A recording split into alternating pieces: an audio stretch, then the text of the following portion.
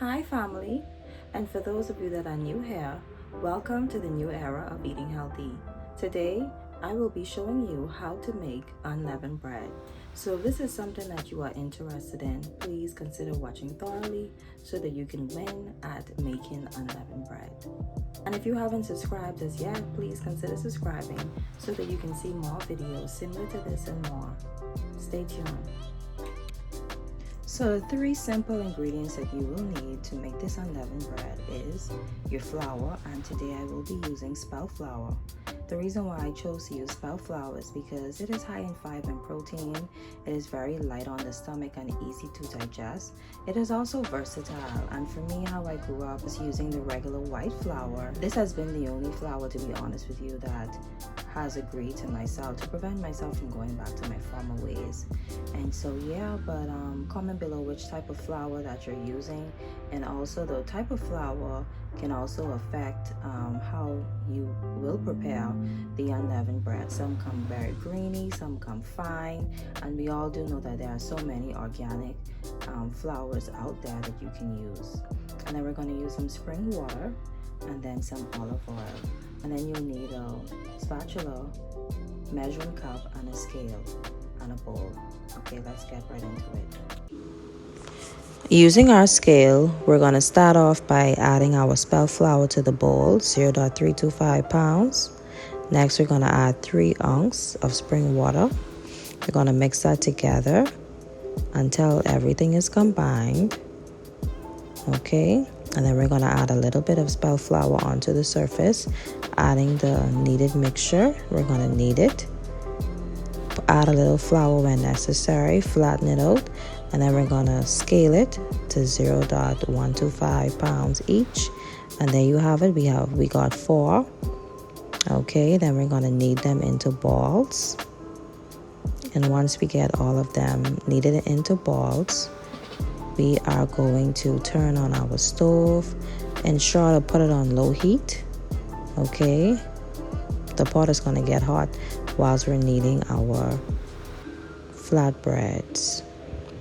Okay, so whilst that is heating up, we're going to clear the surface, make sure nothing is on there, and then we're going to individually knead each of them with some spelt flour when necessary.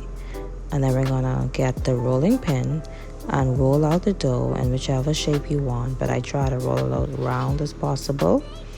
Okay, and you can roll it as flat as you want, but I do it a little flat so I can be able to fold it. So our pot is already heated, so we're going to add a little bit of olive oil to the pan, circling it in motion. And then we're going to get our flatbread and add it to the frying pan, and we're going to watch that. And let's look out for some bubbles. As we see here, the top part is foaming up, and so it's soon ready to flip. Okay, and let's check it, but you can turn it up as high as you want. I know for me, I like my flatbread to be a little brown, and so let's check it, let's flip it. Okay, nice and golden. It has little golden spots, so that's pretty good. And then let's wait for a few more minutes, and that's it. So let's do the rest, and then we'll go from there. Okay, ensure to wipe out your pan to prevent the dough from being stained. Okay, moving right along. Let's flip that, and that is it. So we was able to make this unleavened bread. As you can see here, they are finished. We have about 4 of them. The recipe made 4, so I just stored them in this container. So if I don't finish it, I'll get to put a lid. And if you're cooking for a wide amount of persons, you can always times the recipe. So now that we made the unleavened bread, let's taste it, and then we'll talk about what is an unleavened bread. So like I was sharing, so as you can see, the texture soft. The spelt flour was very light, easy to digest, and it has fiber, and so that's why this was the best choice. But if you're on a gluten-free diet, of course you'll have to use a gluten-free flour, which may work you a little harder than what I just demonstrated. So let's taste it. Most no regimen. Yeah, it's good. And if you realize I didn't add any salt or anything, because you don't know the item that you're serving with it. You can season that to an extent to accommodate the flatbread. Okay. And I'm not sure, some of you guys may be doing a no salt diet. So if you want some sea salt or any type of herb in it, feel free to add. It will not make any changes to the recipe.